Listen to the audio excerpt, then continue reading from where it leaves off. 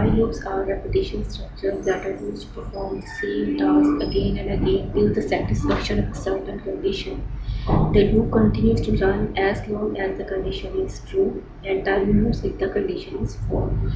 यानी ये लूप जब तक रन करता रहेगा जब तक कि कंडीशन ट्रू रहती है और जैसे ही कंडीशन फॉल्स होगी ये लूप टर्मिनेट कर जाएगा.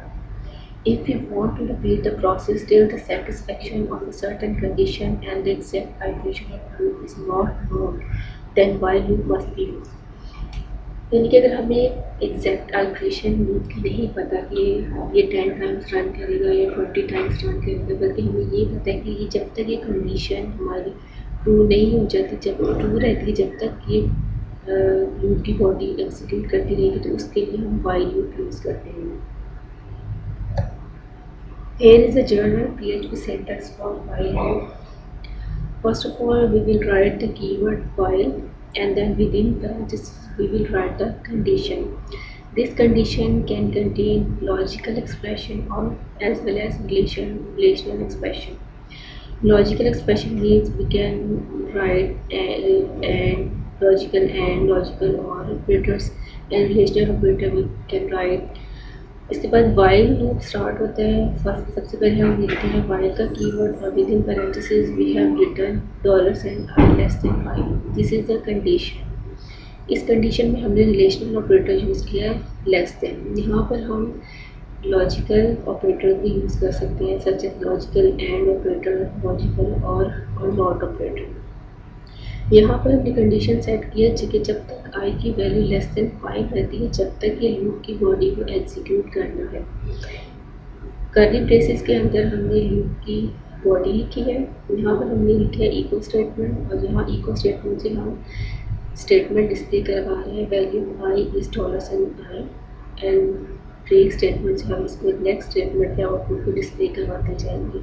ब्रेक जो है वो HTML की टैग है. इसके बाद हम क्या कर रहे हैं कि i की वैल्यू में इंक्रीमेंट कर रहे हैं यानी $i plus plus.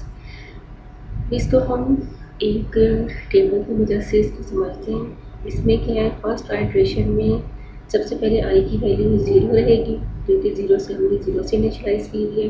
First iteration में i की वैल्यू 0. हमने कंडीशन चेक करनी है $i less than 5 which is 0 less than 5. तो 0 इज़ लेस देन 5 ये कंडीशन ट्रू हो जाती है.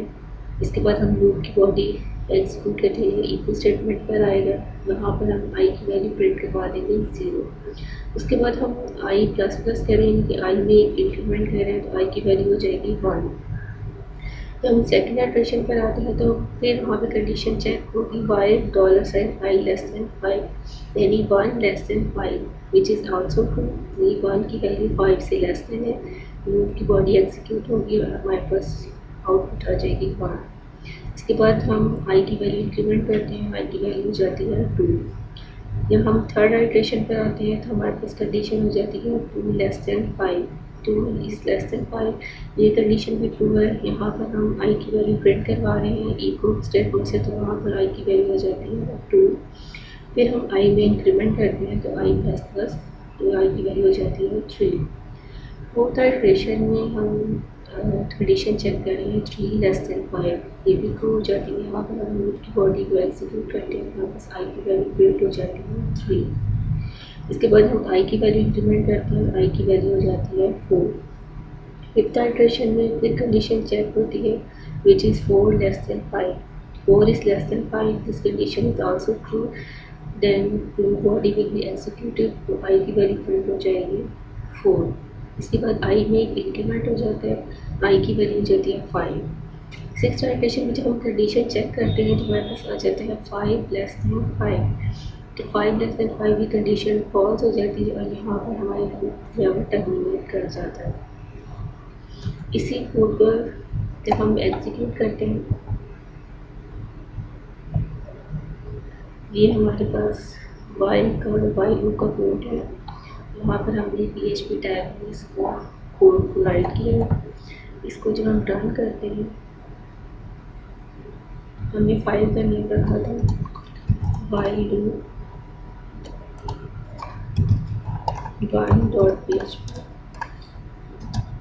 जब हम इस कोड को एग्जीक्यूट रन करते हैं तो हमारे पास आउटपुट मिल जाता है value I is 0, value I is 1, value I is 2, value I is 3 and value I is 4। हमारे पास एक सेकंड एग्जाम्पल है।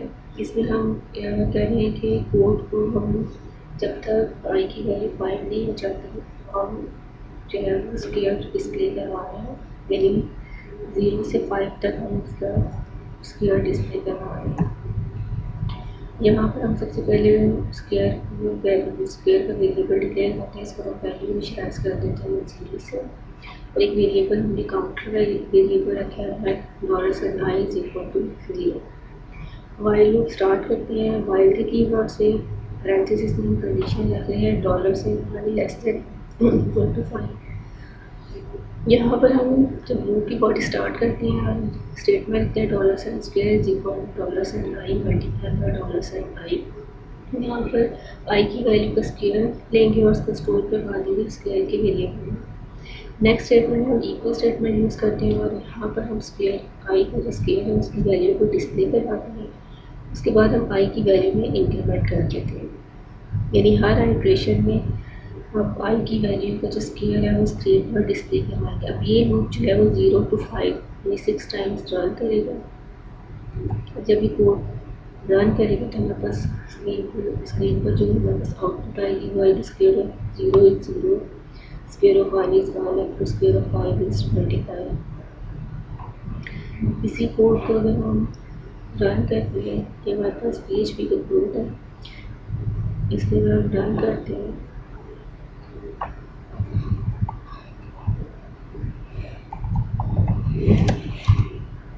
जो हमारे पास ये आउटपुट आ जाती है square of 0 is 0, square of 1 is 1, square of 2 is 4, square of 3 is 9 and square of 5 is 25।